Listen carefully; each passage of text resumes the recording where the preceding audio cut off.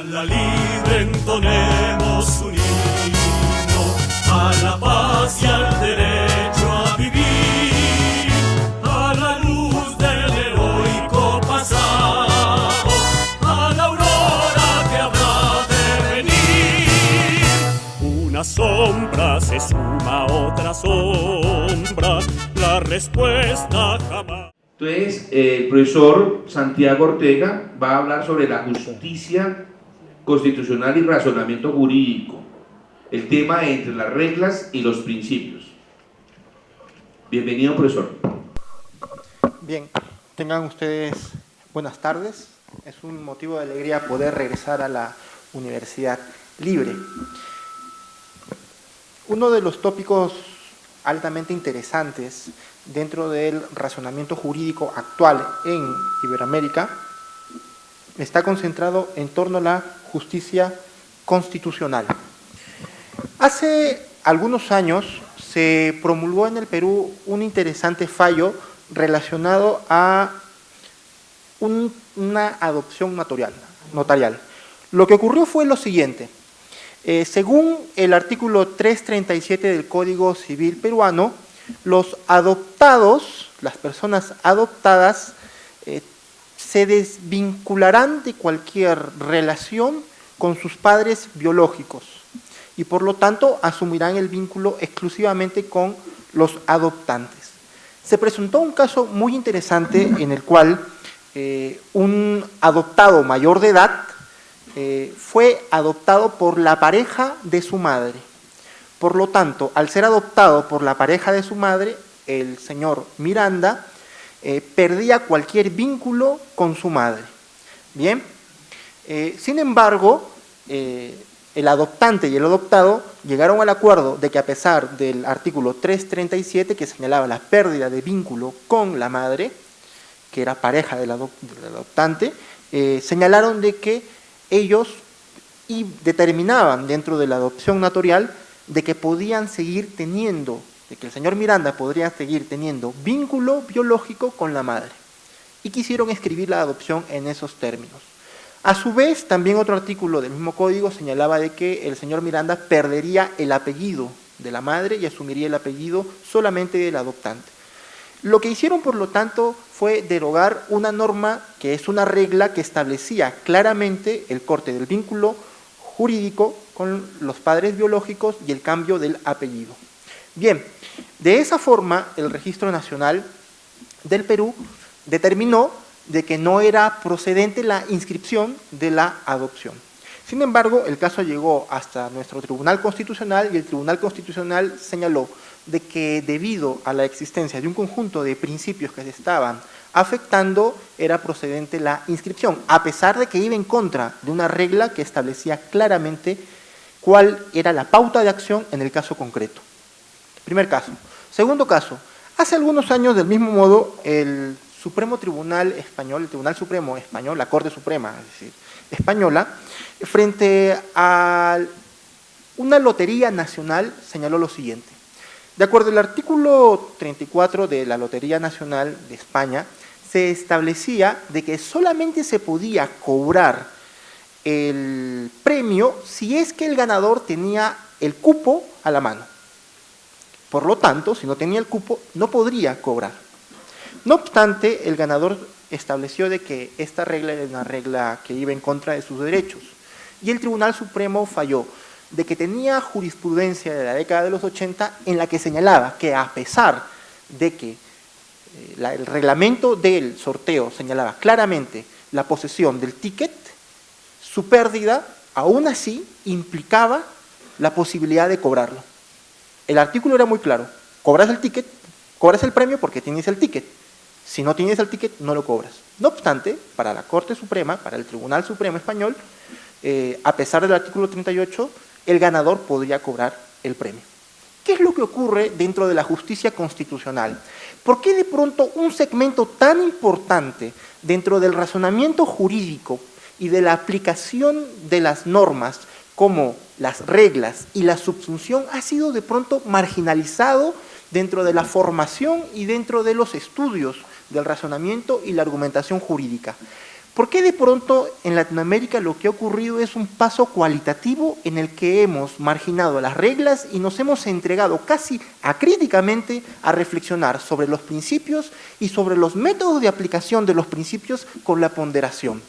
Algo debe haber ocurrido por lo cual de pronto estamos solamente concentrados en poder reflexionar sobre cómo piensan los jueces y los magistrados, en especial los relacionados a la justicia constitucional, y nos hemos dejado de lado el análisis de otras categorías importantes dentro de la tradición del Estado liberal, como por ejemplo el del pueblo y otros elementos importantes.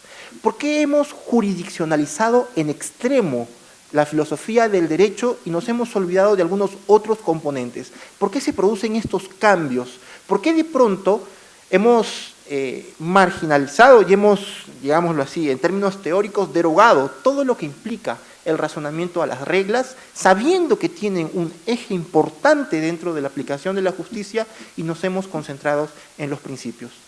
Por la experiencia que he tenido en la enseñanza en diversos países de Latinoamérica, lo que hemos experimentado es aquello que Waldron afirma correctamente, una intoxicación en todo el razonamiento jurídico.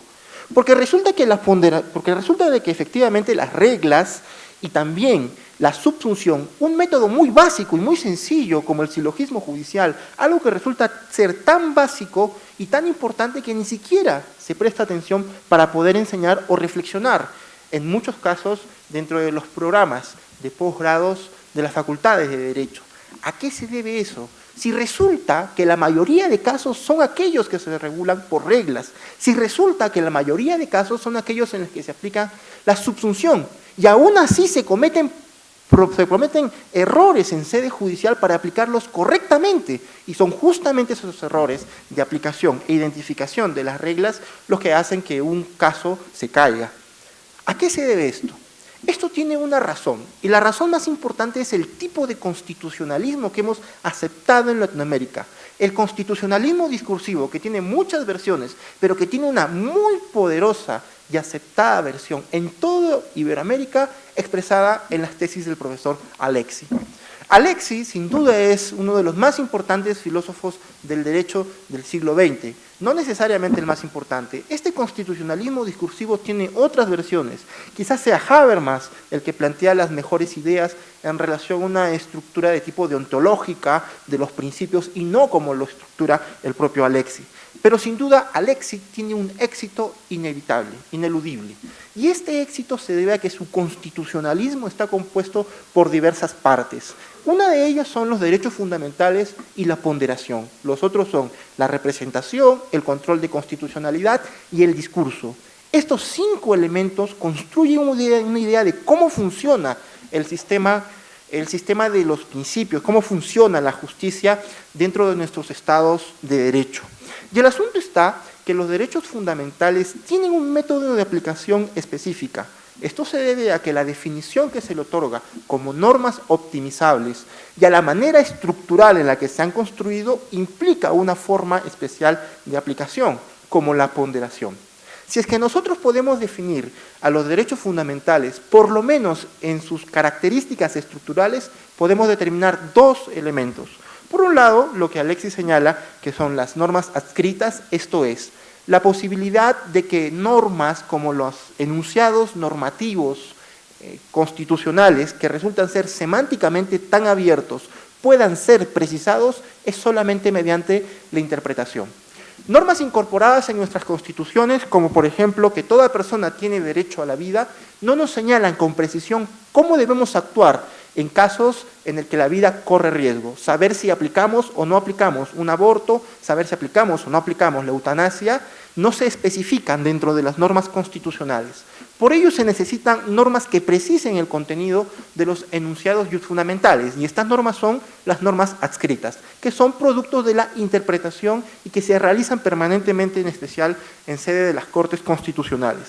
Y la otra característica es que las normas fundamentales tienen una precedencia condicionada, esto es, que resultan ser normas que son jerárquicamente axiológicas, dependiendo de la interpretación que se haga del caso concreto. Bien, Entonces, estas dos características estructurales resultan ser muy importantes para poder configurar cómo funcionan los derechos fundamentales, por un lado, y por otro lado, el método de aplicación que es el test de proporcionalidad y una de las partes que es la ponderación. Sin duda, el test de proporcionalidad ha sido estudiado, y más aún aquí en Colombia, con mucha intensidad, más aún en la Corte Constitucional colombiana y en otras cortes más. Pero hay un serio problema con el test de proporcionalidad, un muy serio problema, y es que en muchos casos el test de proporcionalidad y la ponderación se ha convertido en un discurso académico para poder justificar la arbitrariedad judicial. Y esto no es una cuestión que esté relacionado con las características y las cualidades de los jueces constitucionales o de los jueces en general, porque en realidad este test se puede aplicar en sede infraconstitucional, sino es un asunto relacionado a cómo se estructura el mismo test de proporcionalidad. Es un asunto que va más allá de las cualidades del magistrado. Y el asunto está, por supuesto, que este test de proporcionalidad tiene, desde la crítica del propio Habermas, un problema que resulta ser irresoluble. Ese problema está el que el test de proporcionalidad no responde a un estándar racional y está más allá de algunas categorías como lo correcto, lo incorrecto, como lo bueno y como lo malo, y resulta ser subjetivamente ilimitado. ¿Cómo es que resulta ser el test de proporcionalidad subjetivamente ilimitado? Cuando nosotros podemos acudir a ciertos estándares más o menos objetivos, como por ejemplo una prueba de alcoholemia, si nosotros queremos medir que una persona ha ido más allá del límite establecido por la norma, por la regla, sobre el límite máximo que podemos tener de alcohol en la sangre, en el Perú es de 0.5, en Ecuador me parece que es de 0.25 aproximadamente, pero varía esta regla. Si nosotros queremos saber si una persona pasó el umbral máximo de alcohol en la sangre, tenemos una prueba. Y esta prueba es una prueba de alcoholemia. Bien, esto quiere decir que hemos construido un mecanismo objetivo más allá de las características que pueda tener el caso o los sujetos para medir la aplicación de una norma, que es una prueba de alcoholemia. Bien, en el test de la proporcionalidad no existe nada parecido a este mecanismo, a este estándar objetivo. No lo hay. Y como no lo hay, quiere decir de que la valoración que se le hace a los principios resulta estar condicionado a los valores y a muchas otras características de los jueces. Y entonces quiere decir que si el test de proporcionalidad depende de los valores, cualquiera que fuese el significado, porque en justicia constitucional esto en realidad tampoco ha sido muy especificado por las mismas cortes constitucionales, si esto depende de los jueces, entonces quiere decir que toda la tradición del sistema jurídico occidental que ha estado orientado a limitar la arbitrariedad, ahora se ha transformado simplemente en el ámbito judicial. Y ese es un problema muy serio, porque entonces quiere decir de que Habermas, al hacer esta crítica tan inteligente, está hiriendo de muerte al test de proporcionalidad y a la ponderación. Por supuesto de que el propio Alexis construye argumentos muy interesantes que señala que hay una relación de proporcionalidad, así la denomina, entre los elementos que van integrando la argumentación del test de proporcionalidad, por un lado, y por otro lado, a su vez, va construyendo otros argumentos, como por ejemplo las cargas de la argumentación, como por ejemplo la ley, no solamente de la ponderación, sino la fórmula del peso, que es una representación para asignar valores numéricos a la valoración que se hace de la afectación de un principio. Entonces, el asunto está de que nos hemos súper concentrado en poder reflexionar sobre estos tópicos. ¿Bien? Hemos intentado poder dar un marco de justificación racional a un procedimiento que no es justificable racionalmente. ¿Bien? Nos hemos concentrado en ello y hemos construido un activismo judicial tan fuerte y tan poderoso que incluso, en muchos casos, los magistrados van más allá de lo que señala las propias reglas. Y esta es la lógica. Y la manera de desacreditar la forma de aplicación de las reglas y la subsunción en muchos de los fallos de nuestros tribunales constitucionales está en denominarlos formalistas, positivistas, legalistas y otras fórmulas bastante simplistas de poder entender que existen otros tipos de normas, y este tipo de normas que constituye nuestro sistema jurídico son las reglas. Las reglas tienen también la misma importancia que los principios, y también tienen características estructurales como la tienen los principios, es decir, como la precedencia y como las normas satelitales. Quizás sea Shawa quien mejor ha estructurado y reflexionado cómo funcionan estas reglas. Las reglas, por supuesto, tienen por lo menos dos características también identificables, la del atrincheramiento, por un lado, y la autonomía semántica. ¿Esto qué significa? Significa que las reglas, al atrincherarse, ejercen una presión normativa sobre los sujetos para que si tomemos una decisión que esté justificada en una regla, podamos aplicarla realmente. Esto es, en el caso referente a la adopción, si lo que señalaba la regla era la pérdida del vínculo entre el adoptante y los padres biológicos, entonces se debió haber aplicado la regla, porque el procedimiento de la modificación de esta regla puede ser otro. A nosotros nos puede parecer injusto de que la pareja de la madre que adopta al hijo de la señora pierde el vínculo, o sea, que la mamá pierde el vínculo con su hijo porque su pareja lo adopta. Esto nos puede parecer injusto, sin duda que es injusto, pero los mecanismos establecidos no son y no están dirigidos a que en sede judicial se corrija esta regla, sino que hay otros procedimientos. Y lo que se señala, por lo tanto, es que en un Estado de Derecho la separación de las funciones también es importante para poder conservar el equilibrio de los poderes. Eso quiere decir, por lo tanto, de que el atrincheramiento implicaría de que existen un conjunto de razones importantes para que nosotros apliquemos las reglas y dejemos a los principios fuera de juego, por un lado. Y por otro lado, la autonomía semántica, que implicaría de que el lenguaje del derecho tiene una objetividad más allá de los intereses, las funciones o las razones subyacentes dentro del discurso y dentro de los principios mismos. En conclusión, lo importante dentro de este muy enriquecedor debate que nos permite entender que las piezas con las cuales nosotros aplicamos el derecho, que son las reglas y los principios, y los métodos de aplicación, que son la ponderación y la subsunción, tienen tanta importancia para la formación de los abogados que por lo tanto debe encontrarse un equilibrio para que se comprendan cómo funcionan y cómo se apliquen estos mecanismos.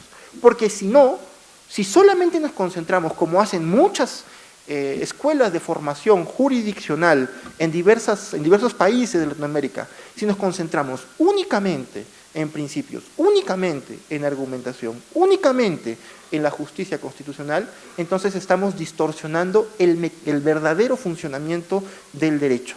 Y de lo que se trata es tener una correcta visión de cómo funciona el derecho y no descalificar en absoluto, sino por el contrario, el poder formar adecuadamente a los próximos magistrados y abogados de Latinoamérica. Gracias. A la libre entonemos un himno, a la paz y al derecho a vivir, a la luz del heroico pasado, a la aurora que habrá de venir. Una sombra se suma a otra sombra, la respuesta jamás.